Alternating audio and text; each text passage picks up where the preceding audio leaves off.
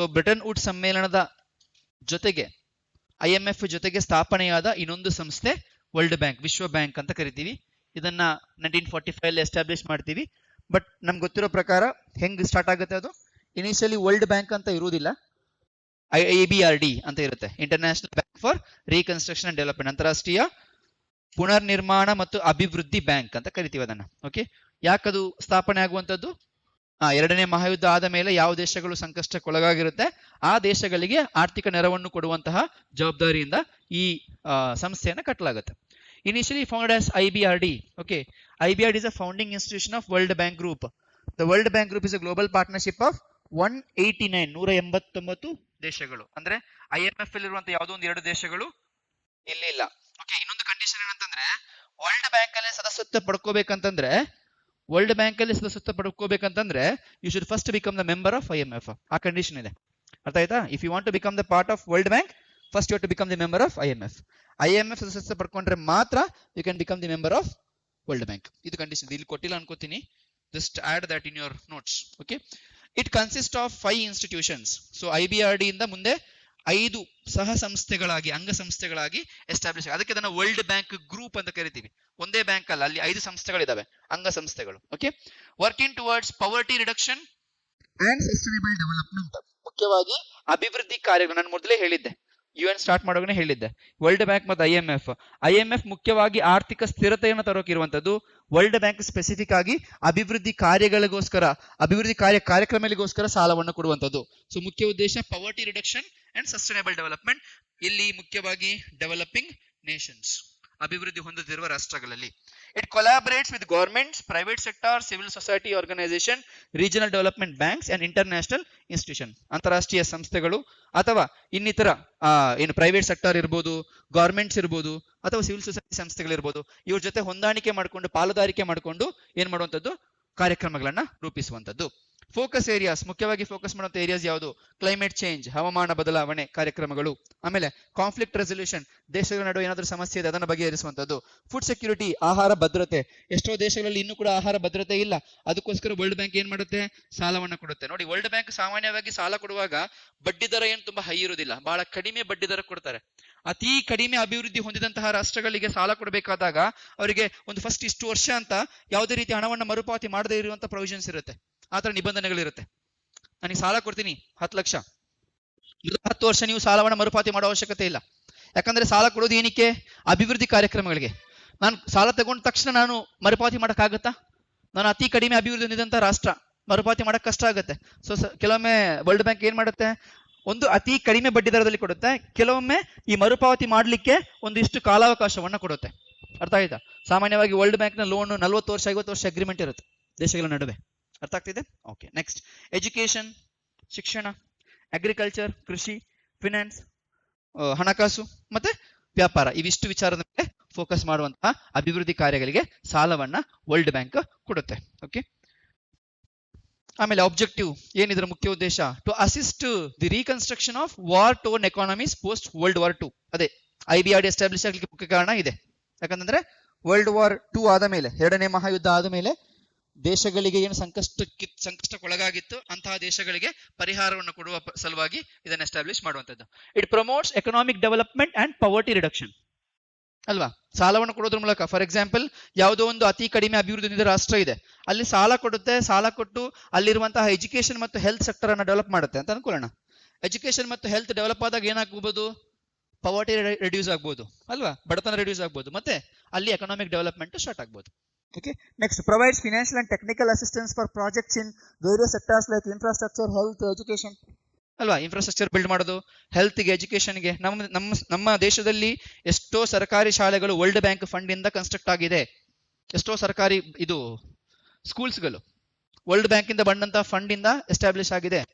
ನನ್ಗೆ ಗೊತ್ತಿರೋ ಪ್ರಕಾರ ನಮ್ದೊಂದು ಇನ್ಸ್ಟಿಟ್ಯೂಟ್ ಇದೆ, ಆ ಇನ್ಸ್ಟಿಟ್ಯೂಟ್ ದೊಡ್ಡದಾಗಿ ಬೆಳೆಯೋಕೆ ಮುಖ್ಯ ಕಾರಣ ವರ್ಲ್ಡ್ ಬ್ಯಾಂಕ್. ಸರ್ಕಾರ ಮತ್ತು ವರ್ಲ್ಡ್ ಬ್ಯಾಂಕ್ ಅಗ್ರಿಮೆಂಟ್ ಸೈನ್ ಮಾಡುತ್ತೆ, ಆ ಫಂಡ್ ಅನ್ನು ಸಂಪೂರ್ಣವಾಗಿ ಆ ಸಂಸ್ಥೆಗೆ ಕೊಟ್ಟಿದೆ, ಆ ಸಂಸ್ಥೆ ಇನ್ಫ್ರಾಸ್ಟ್ರಕ್ಚರ್ ಚೆನ್ನಾಗಿ ಬೆಳೆಸಿದೆ.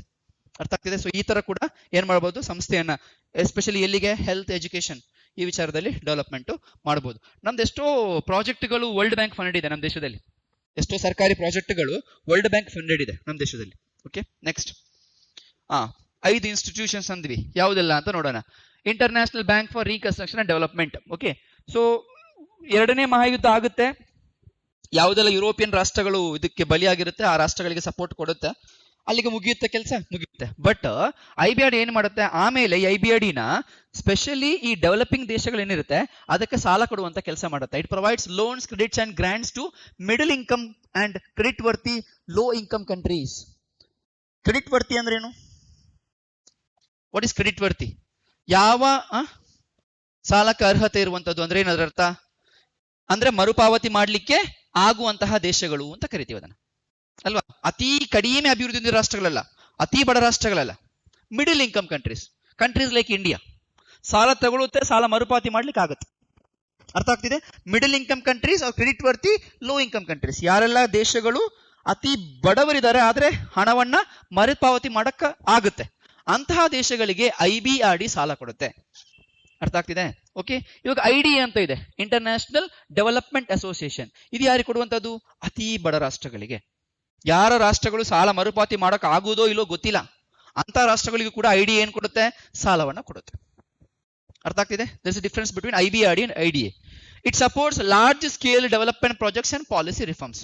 ದೊಡ್ಡ ಡ್ಯಾಮ್ ಕನ್ಸ್ಟ್ರಕ್ಟ್ ಮಾಡಕ್ಕೆ, ರಸ್ತೆ ಕನ್ಸ್ಟ್ರಕ್ಟ್ ಮಾಡಕ್ಕೆ, ಸ್ಕೂಲ್ಸ್, ಹಾಸ್ಪಿಟಲ್ಸ್, ಇಂಥ ಪ್ರಾಜೆಕ್ಟ್ಗಳಿಗೆ ಸಾಲವನ್ನ ಕೊಡುವಂತದ್ದು ಯಾರು? IBRD. IDA offers low interest ಅಥವಾ interest free loans and grants. Grants ಅಂದ್ರೆ ಏನು? ಅನುದಾನ. ಅನುದಾನವನ್ನು ಮರುಪಾವತಿ ಮಾಡುವ ಅವಶ್ಯಕತೆ ಇಲ್ಲ. ಸಾಲ ತಗೊಂಡ್ರೆ ಮರುಪಾವತಿ ಮಾಡಬೇಕು, ಅನುದಾನ ತಗೊಂಡ್ರೆ ಮರುಪಾವತಿ ಮಾಡುವ ಅವಶ್ಯಕತೆ ಇಲ್ಲ. ಟು ವರ್ಲ್ಡ್ಸ್ ಪೂರೆಸ್ಟ್ ಕಂಟ್ರೀಸ್, ಅತಿ ಬಡ ರಾಷ್ಟ್ರಗಳು. ಯಾವ ರಾಷ್ಟ್ರಗಳಿಗೆ ಸಾಲವನ್ನ ಮರುಪಾವತಿ ಮಾಡುವಂತಹ ಕೆಪಾಸಿಟಿ ಇಲ್ಲ, ಅಂತಹ ರಾಷ್ಟ್ರಗಳಿಗೆ ಏನ್ ಕೊಡ್ತಾರೆ? ಲೋ ಇಂಟ್ರೆಸ್ಟ್, ಅತಿ ಕಡಿಮೆ ಬಡ್ಡಿ ದರದಲ್ಲಿ ಅಥವಾ ಬಡ್ಡಿ ರಹಿತ ಇಂಟ್ರೆಸ್ಟ್ ಫ್ರೀ ಲೋನ್ಸ್. ನಾನು ಇವಾಗಷ್ಟೇ ಹೇಳಿದೆ ನಿಮ್ಗೆ, ಕೆಲವು ರಾಷ್ಟ್ರಗಳಿಗೆ 40 ವರ್ಷಕ್ಕೆ ಸಾಲ ಕೊಡುತ್ತೆ. ಈ 40 ವರ್ಷದಲ್ಲಿ ಮೊದಲ 10 ವರ್ಷ ಸಾಲವನ್ನ ಮರುಪಾವತಿ ಮಾಡ್ಲಿಕ್ಕಿಲ್ಲ, ರಿಬೇಟ್ 10 ವರ್ಷ. 10 ವರ್ಷ ಆದ್ಮೇಲೆ ಮರುಪಾವತಿ ಮಾಡಕ್ ಸ್ಟಾರ್ಟ್ ಮಾಡ್ಬೇಕು. ಯಾಕಂದ್ರೆ ಆ ದೇಶ ಅಭಿವೃದ್ಧಿ ಹೊಂದಿದ್ರೆ ಮಾತ್ರ ಸಾಲವನ್ನ ಮರುಪಾವತಿ ಮಾಡಕ್ ಆಗುತ್ತೆ. ನಾನು ಸಾಲ ಕೊಟ್ಟ ತಕ್ಷಣ ಮರುಪಾವತಿ ಮಾಡ್ಲಿಕ್ಕೆ ಹೇಳಿದ್ರೆ ಅಭಿವೃದ್ಧಿ ಕಾರ್ಯಗಳನ್ನ ಮಾಡಕ್ ಆಗಲ್ಲ. ಅದಕ್ಕೋಸ್ಕರ ವರ್ಲ್ಡ್ ಬ್ಯಾಂಕ್ ಏನ್ ಮಾಡುತ್ತೆ? ಅಂತಹ ದೇಶಗಳಿಗೆ IDA ಮೂಲಕ ಏನ್ ಕೊಡುವಂತದ್ದು? ಇಂಟ್ರೆಸ್ಟ್ ಫ್ರೀ ಅಥವಾ ಕಡಿಮೆ ಇಂಟ್ರೆಸ್ಟ್ ಅಲ್ಲಿ ಸಾಲವನ್ನ ಕೊಡುವಂತದ್ದು, ಅಥವಾ ಕೆಲವೊಮ್ಮೆ ಅನುದಾನವನ್ನು ಕೊಡುತ್ತೆ ಅತಿ ಬಡ ರಾಷ್ಟ್ರಗಳಿಗೆ. ನಿಮಗೆ IBRD ಮತ್ತು IDA ವ್ಯತ್ಯಾಸ ಗೊತ್ತಾಯ್ತಾ? Okay. Focuses on health, education, infrastructure, economic development. ಅರ್ಥ ಆಯ್ತಾ? ಅತಿ ಬಡ ರಾಷ್ಟ್ರಗಳಲ್ಲಿ. ಆಮೇಲೆ ಇಂಟರ್ನ್ಯಾಷನಲ್ ಫಿನಾನ್ಸ್ ಕಾರ್ಪೊರೇಷನ್ ಎಲ್ಲವೂ ಡಿಸ್ಕಸ್ ಮಾಡಿದೀವಿ. ಮಸಾಲಾ ಬಾಂಡ್ಸ್ ನೆನಪಿದೆಯಾ? ಓಕೆ, ಬಿಡಿ. Provides investment, advisory services and asset management to private sector. ಇಲ್ಲಿ ಕೇಳಿ, ಈ ಸಂಸ್ಥೆ ಯಾರಿಗಿರುವಂತದ್ದು? ಖಾಸಗಿ ವಲಯಕ್ಕೆ ಇರುವಂತದ್ದು. ಖಾಸಗಿ ವಲಯದಲ್ಲಿ ಇನ್ವೆಸ್ಟ್ಮೆಂಟ್ ಸ್ಮೂತ್ ಆಗ್ಲಿ, ಖಾಸಗಿ ವಲಯದಲ್ಲಿ ಏನಾಗ್ಲಿ, ಅಸೆಟ್ ಮ್ಯಾನೇಜ್ಮೆಂಟ್ ಈಸಿ ಆಗ್ಲಿ, ಅಡ್ವೈಸಸ್ ಕೊಡೋದಕ್ಕೋಸ್ಕರ ಇರುವಂತಹ ಸಂಸ್ಥೆ ಇಂಟರ್ನ್ಯಾಷನಲ್ ಫಿನಾನ್ಷಿಯಲ್ ಕಾರ್ಪೊರೇಷನ್. ಅಂದ್ರೆ ಅಂತಾರಾಷ್ಟ್ರೀಯ ಮಾರುಕಟ್ಟೆಯಲ್ಲಿ ಖಾಸಗಿ ವಲಯದ ಹೂಡಿಕೆ, ಖಾಸಗಿ ವಲಯದ ಡೆವಲಪ್ಮೆಂಟ್, ಅಭಿವೃದ್ಧಿಗೋಸ್ಕರ ಇರುವಂತಹ ಸಂಸ್ಥೆ IFC. ಇದು ಪ್ಯೂರ್ಲಿ ಯಾರಿಗೆ ವರ್ಕ್ ಮಾಡುತ್ತೆ? ಖಾಸಗಿ ವಲಯಕ್ಕೆ ವರ್ಕ್ ಮಾಡುತ್ತೆ. It aims to boost private sector led growth and job creation. ಹೆಚ್ಚಿನ ಕೀನ್ಸ್ ಹೇಳೋ ಪ್ರಕಾರ ಹೆಚ್ಚು ಮಾರುಕಟ್ಟೆಯಲ್ಲಿ ಇದು ವ್ಯವಹಾರ ಮಾಡೋದು ಯಾರು? ಖಾಸಗಿ ವಲಯ, ಸರ್ಕಾರ ಅಲ್ಲ. ಸೊ ಖಾಸಗಿ ವಲಯವನ್ನು ಕೂಡ ಪ್ರಮೋಟ್ ಮಾಡಕ್ಕೆ ಒಂದು ಸಂಸ್ಥೆ ಬೇಕು. ಆ ಸಂಸ್ಥೆ ಯಾವುದು? International finance corporation. ಓಕೆ. ಆಮೇಲೆ ಇನ್ನೆರಡು ಇದಾವೆ. Multilateral investment guarantee agency.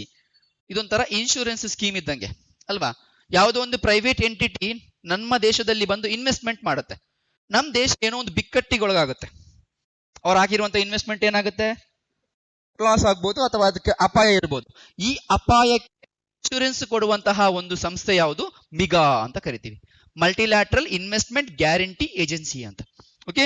It provides political risk insurance to investors and lenders. ಯಾರು ಹೂಡಿಕೆ ಮಾಡಿರ್ತಾರೆ, ಯಾರು ಸಾಲ ಕೊಟ್ಟಿರ್ತಾರೆ. ಅರ್ಥ ಆಯ್ತಾ? ನಾನು US ಅಲ್ಲಿ ಹೋಗಿ ಹೂಡಿಕೆ ಮಾಡ್ತೇನೆ ಅಥವಾ US ದೇಶಕ್ಕೆ ಸಾಲ ಕೊಡ್ತೇನೆ. ಈ ಸಾಲ ಅಲ್ಲಿರುವಂತಹ ಪೊಲಿಟಿಕಲ್ ರಿಸ್ಕ್ ಅಂದ್ರೆ ಏನು? ಅಲ್ಲಿರುವಂತಹ ರಾಜಕೀಯ ಅಪಾಯದಿಂದಾಗಿ ಏನೋ ಆ ಹೂಡಿಕೆ ಲಾಸ್ ಆಯ್ತು ಅಂತ ಅನ್ಕೊಳ್ಳಿ. ಅಂತಹ ಹೂಡಿಕೆಗೆ ಇನ್ಶೂರೆನ್ಸ್ ಕೊಡುವಂತಹ ಒಂದು ಏಜೆನ್ಸಿ ಯಾವುದು? ಮಿಗಾ ಅಂತ ಕರಿತೀವಿ. It protects against risk such as war, expropriation, civil unrest. ಅಲ್ವಾ? ಯುದ್ಧ ಆಯ್ತು, ಯಾರೋ ಒಬ್ಬ ದುಡ್ಡು ತಗೊಂಡು he ran away from the country, ಅಥವಾ ಸಿವಿಲ್ ಅನ್ರೆಸ್ಟ್, ಅಲ್ಲಿರುವಂತಹ ಜನರ ನಡುವೆ ಬಿಕ್ಕಟ್ಟು ಒಳಗಾಯ್ತು. ಈ ತರ ಸಂದರ್ಭ ಬಂದಾಗ ಇಂತಹ ಇನ್ವೆಸ್ಟ್ಮೆಂಟ್, ನಾವು ಕೊಟ್ಟಂತಹ ಇನ್ವೆಸ್ಟ್ಮೆಂಟ್ ಅಥವಾ ನಾವು ಕೊಟ್ಟಂತಹ ಸಾಲದ ಮೇಲೆ ಏನ್ ಸಿಗುತ್ತೆ? ಇನ್ಶೂರೆನ್ಸ್ ಸಿಗುವಂತದ್ದು. ಇದನ್ನ ಮಿಗಾ ಅಂತ ಕರಿತೀವಿ. International centre for settlement of investment disputes. Investment disputes ದೇಶಗಳ ನಡುವೆ ಏನಾಗುತ್ತೆ? ಹೂಡಿಕೆ ಸಂಬಂಧ ಏನಾಗುತ್ತೆ? ಏನಾದ್ರೂ ಅಭಿಪ್ರಾಯ ವ್ಯತ್ಯಾಸ ಬಂದೇ ಬರುತ್ತೆ. ಅಂತಹ ಡಿಸ್ಪ್ಯೂಟ್ಸ್ ಅನ್ನ ಸಾಲ್ವ್ ಮಾಡ್ಲಿಕ್ಕೆ ಇರುವಂತಹ ಸಂಸ್ಥೆ ICSID. It resolves investment disputes between foreign investors and host countries. ನಮ್ಮ ದೇಶದಲ್ಲಿ ಯಾರೋ ಒಬ್ಬ ಫಾರಿನರ್ ಬಂದು ಹೂಡಿಕೆ ಮಾಡಿದಾನೆ, ಅವನಿಗೂ ನಮ್ಮ ದೇಶಕ್ಕೂ ಏನೊಂದು ಸಮಸ್ಯೆ ಆಗಿದೆ, ಏನೊಂದು ಬಿಕ್ಕಟ್ಟಾಗಿದೆ. ಅಂತಹ ಸಮಸ್ಯೆಯನ್ನ ಬಗೆಹರಿಸುವಂತಹ ಕೆಲಸ ICSID ಮಾಡುತ್ತೆ. It is a agency meant to solve the problems between private sectors of foreign countries and host country. Host ಅಂದ್ರೇನು? ಅತಿಥೇಯ ರಾಷ್ಟ್ರ ಅಂತ ಅರ್ಥ. Encourages foreign investment by ensuring fair dispute resolution mechanisms. Okay, ಈ ಸಂಸ್ಥೆಯಲ್ಲಿ ಭಾರತ ಇಲ್ಲ. India doesn't participate in this. The other four, India is active participant. India doesn't accept ICSID. Okay, ಅದರಲ್ಲಿ ಕೊಟ್ಟಿಲ್ಲ. Next, objectives of World Bank. End extreme poverty by 2030. 2030 ಏನ್ ಮಾಡ್ತಾರೆ? 2040 ಮಾಡ್ತಾರೆ. 40ರಲ್ಲಿ 50 ಮಾಡ್ತಾರೆ. 50ರಲ್ಲಿ 60 ಮಾಡ್ತಾರೆ. ಹಂಗೆ ಹೋಗುತ್ತೆ. Boost shared prosperity by improving the lives of poorest 40% of the population globally. ಅಂದ್ರೆ ನಮ್ಮ ದೇಶದಲ್ಲಿ ನಮ್ಮ ಜಾಗತಿಕ ಮಟ್ಟದಲ್ಲಿ ಅತಿ ಬಡವರು ಅಂತ ಅನ್ಕೊಂಡ 40% ಜನಸಂಖ್ಯೆ ಏನಿದಾವೆ ಅವರನ್ನ ಬೆಳೆಸುವಂತದ್ದು. ಅರ್ಥ ಆಯ್ತಾ? ಅವರ ಜೀವನ ಮಟ್ಟವನ್ನ ಹೆಚ್ಚಿಸುವಂತ ಕೆಲಸ ಯಾರು ಮಾಡ್ತಾರೆ? ವರ್ಲ್ಡ್ ಬ್ಯಾಂಕ್ ಮಾಡುತ್ತೆ.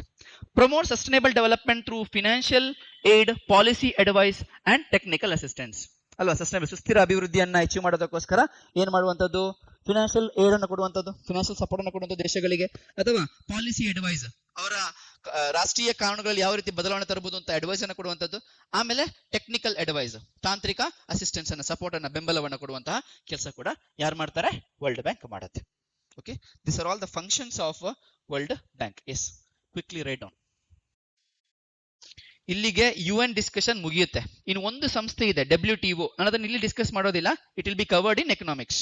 ಆಕ್ಚುಲಿ ಇದು ಕೂಡ ಕವರ್ ಮಾಡಿದೀನಿ, ಅದನ್ನ ಸ್ಪೆಸಿಫಿಕ್ ಆಗಿ ಎಕನಾಮಿಕ್ಸ್ ಅಲ್ಲಿ ಕವರ್ ಮಾಡ್ತೀವಿ. ಓಕೆ.